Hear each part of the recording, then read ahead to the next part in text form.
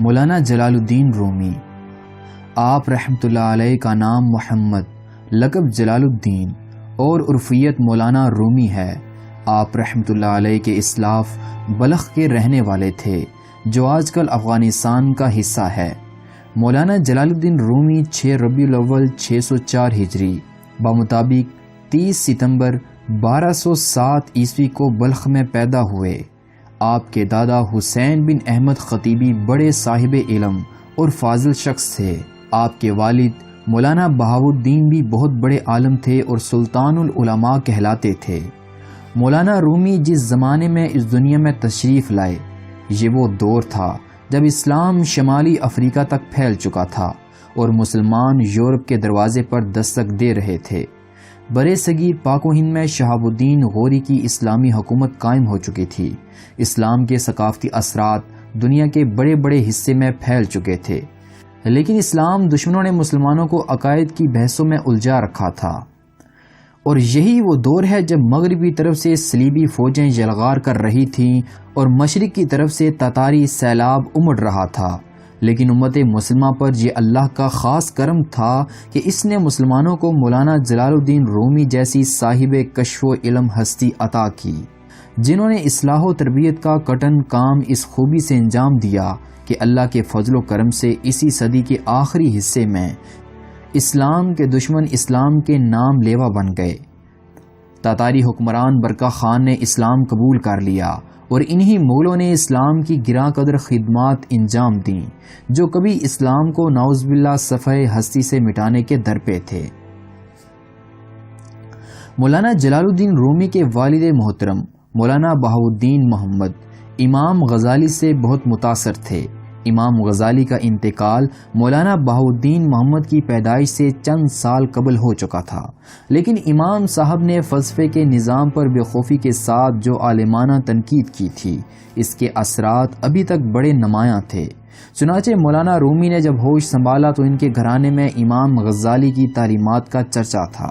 یوں یہ ایک علم پرور گھرانہ تھا کہ جس پر صوفیانہ رنگ غالب تھا۔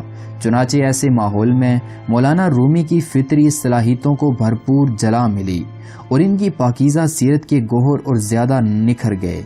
یہ وہ عہد تھا جب بچوں کو قرآن کریم اور حدیث کا مطالعہ کروایا جاتا تھا۔ اس کے علاوہ حساب، منطق، سیاسیات اور فلسفہ اخلاق کی بھی تعلیم دی جاتی تھی۔ مولانا بہاؤالدین کو اپنے ہونہار فرزند کی تعلیم و تربیت کا بڑا خیال تھا، اسی لیے انہوں نے اپنے ایک مرید سید برہان الدین محقق ترمذی کو اپنے بیٹے کا اتالیق مقرر فرمایا۔ سید برہان الدین بڑے بلند مرتبے والے بزرگ تھے۔ آپ نے بڑی محبت کے ساتھ اپنے لائق شاگرد کو 5 سال تک تعلیم دی۔ اس کے بعد حالات کچھ ایسے ہوئے کہ مولانا بہاؤالدین کو 610 ہجری میں بلخ کی سکونت ترک کرنی پڑی۔ اس کی وجوہات مختلف مورخین نے مختلف بیان کی ہے، لیکن اصل وجہ غالباً یہی تھی کہ آپ کو اس علاقے پر منگولوں کے حملے کا اندیشہ تھا، اور آپ نے اس علاقے کے حکمران محمد شاہ خوارزم کو خبردار بھی کر دیا تھا۔ مولانا بہاؤالدین اپنے اہل خانہ کے ساتھ بلخ سے روانہ ہو گئے۔ راستے میں آپ جس شہر سے بھی گزرتے آپ کا پرجوش خیر مقدم ہوتا۔ نیشا پور پہنچنے پر آپ مشہور بزرگ شاعر خواجہ فرید الدین عطار سے آپ کی ملاقات ہوئی۔ خواجہ صاحب نے ننھے جلال الدین کو دیکھا تو آپ کے والد مولانا بہاؤالدین سے کہا، اس جوہر کابل سے غافل نہ ہونا۔ یہ کہہ کر آپ نے اپنی کتاب اسرار نامہ ننھے رومی کو مرحمت فرمائی۔ مولانا روم نے اس کتاب کو آخر دم تک عزیز رکھا۔ نیشا پور سے مولانا کے والد اپنے اہل خانہ کو لے کر بغداد پہنچے۔ بغداد میں روم کے سلجوقی حکمران علاؤ الدین کیقباد کے کچھ سفارتکار بھی آئے ہوئے تھے۔ وہ مولانا بہاؤالدین رحمۃ اللہ علیہ سے مل کر بہت متاثر ہوئے اور انہوں نے واپس جا کر علاؤ الدین کیقباد سے ان کا ذکر کیا۔ مولانا بہاؤالدین بغداد سے مکہ مکرمہ پہنچے، حج بیت اللہ کی سعادت حاصل کی۔ اس مبارک فریضے کی ادائیگی میں ننھے رومی بھی ان کے ساتھ تھے۔ مکہ مکرمہ سے یہ خاندان دمشق اور پھر زنجان چلا گیا۔ زنجان میں فخر الدین بہرام شاہ حکمران تھے جو بڑے علم دوست تھے۔ زنجان سے مولانا بہاؤالدین نے ملاتیا کا رخ کیا۔ آپ کے ہمسفروں نے آذربائیجان میں قیام کرنا چاہا، مگر آپ نے اس بات کو پسند نہ فرمایا۔ والی آذربائیجان کی ملکہ عصمت خاتون خود آپ رحمۃ اللہ علیہ کو روکنے کے لیے پہنچیں۔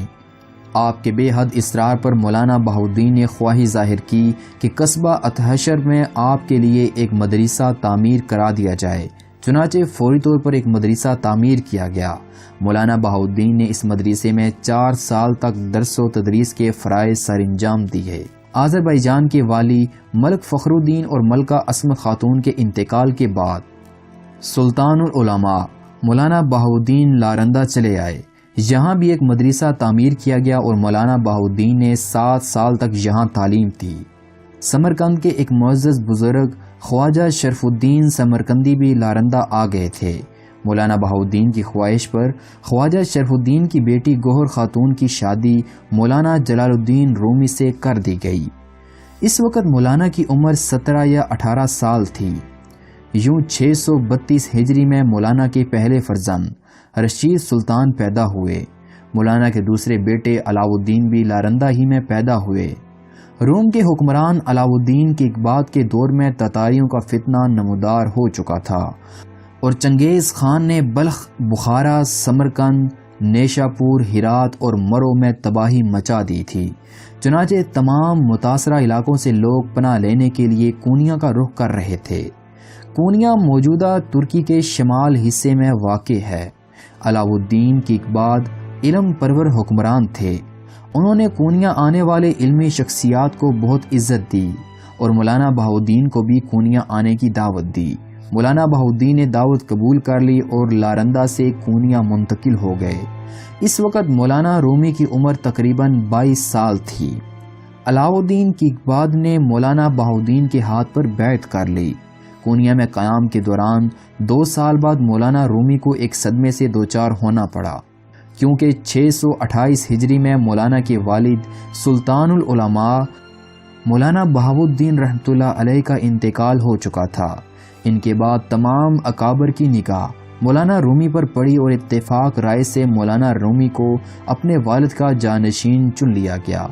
ان دنوں مولانا رومی کے اتالیق سید برہان الدین محقق ترمذی اپنے وطن ترمز میں تھے۔ انہیں اپنے مرشد مولانا بہاؤالدین کے انتقال کی اطلاع ملی تو وہ اشکبار آنکھوں کے ساتھ کونیا پہنچے۔ پیارے شاگرد جلال الدین رومی کو گلے لگایا۔ یہ جان کر انہیں بے حد خوشی ہوئی کہ ان کے ہونہار شاگرد نے تمام علوم میں کمال مہارت حاصل کر لی ہے۔ مولانا رومی اپنے بے انتہا علم کے باوجود اب بھی علم کے حصول کے متلاشی تھے۔ علم کی پیاس ہنوز باقی تھی۔ اپنی تشنگی دور کرنے کی غرض سے انہوں نے 630 ہجری میں شام کا رخ کیا۔ اس زمانے میں دمشق بہت بڑا تعلیمی مرکز تھا۔ مولانا پہلے حلب پہنچے۔ یہاں سلطان صلاح الدین ایوبی کے بیٹے الملک الظاہر نے کئی مدرسے قائم کیے تھے۔ مولانا نے مدرسہ حلاویہ میں مولانا کمال الدین ابن ادیم سے علم حاصل کیا۔ دیگر کئی مدارس سے بھی استفادہ کیا۔ پھر حلب سے آپ دمشق پہنچے۔ یہاں بڑے بڑے علماء اکرام درس و تدریس میں مشغول تھے۔ یوں علم حاصل کرنے کے بعد 635 ہجری میں آپ دمشق سے واپس کونیا چلے آئے۔ علاؤ الدین کی اقباط کی اتالیق امیر بدر الدین گہر تاش نے یہاں ایک بڑا مدرسہ تعمیر کیا تھا۔ آپ واپس آ کر اسی مدرسے میں قیام پذیر ہوئے، حالانکہ آپ کو عظیم الشان محلات کی پیشکش کی جا چکی تھی۔ کونیا میں آپ نے درس و تدریس کی ذمہ داری سنبھال لی اور مولانا کے اکثر ساتھی بھی کونیا آ پہنچے۔ اس طرح کونیا علماء کرام کا بڑا مرکز بن گیا۔ مولانا رومی کے مدرسے میں 400 سے زائد طلبہ تھے۔ مولانا اپنے مدرسے کے علاوہ دیگر 3 مدارس میں بھی درس دیا کرتے تھے۔ پھر ایک ایسی شخصیت مولانا کی زندگی میں داخل ہوئی جس نے مولانا کے خیالات و افکار پر بہت گہرے اثرات مرتب کیے، بلکہ اس شخصیت کے روحانی تاثر نے مولانا کے دل کی کیفیت یکسر بدل کر رکھ دی۔ یہ شخصیت ایک بہت بڑے بزرگ اور صوفی حضرت شاہ شمس تبریز کی تھی۔ حضرت شمس تبریز کی زبان سے نکلے ہوئے کلمات کو سن کر مولانا رومی پر وجد کی کیفیت طاری ہو گئی اور آپ حضرت شمس تبریز کے مرید ہو گئے۔ اس کے بعد کیفیت یہ تھی کہ مولانا رومی اور حضرت شمس تبریز گھنٹوں ایک ساتھ بیٹھے رہتے تھے اور معرفت الہی اور تصوف کی گفتگو جاری رہتی تھی۔ لیکن کچھ ہی عرصے کے بعد 672 ہجری میں مولانا جلال الدین رومی سخت بیمار ہو گئے۔ طبیبوں نے علاج کی بڑی کوشش کی لیکن کامیاب نہ ہو سکے۔ مولانا رومی نے بیماری کے عالم میں مولانا حسام الدین چلپی کو اپنا جانشین مقرر فرمایا۔ اپنے مریدوں کو نصیحتیں کیں کہ وہ ہر حال میں اللہ سے ڈرتے رہیں، اور 6 جمادی الاخر 672 ہجری بمطابق 13 دسمبر 1273 عیسوی کو غروب آفتاب کے وقت عالم اسلام کے اس عظیم ستارے نے دنیائے فانی کو الوداع کہا۔ رات میں آپ کی تجہیز و تدفین ہوئی۔